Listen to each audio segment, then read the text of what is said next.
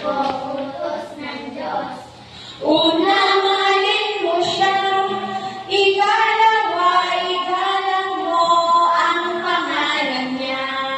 Ikatlo, magsimba tuwing araw ng linggo. Ikaapat, igalang mo ang nanay at tatay mo. Ikalima, huwag papatay.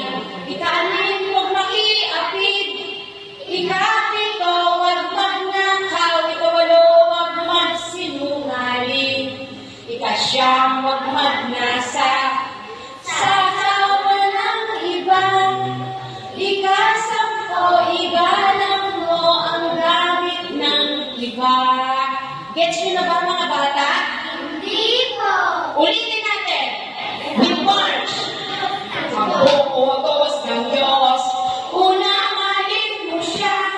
Ikalawa, igalang mo ang pangalan niya. Ikatlo, magsimba tuwing araw ng linggo. Ikaapat, igalang mo ang nanay at tatay mo.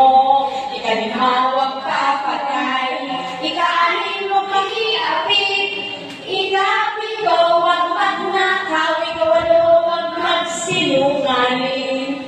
Ikasyam, huwag magnasa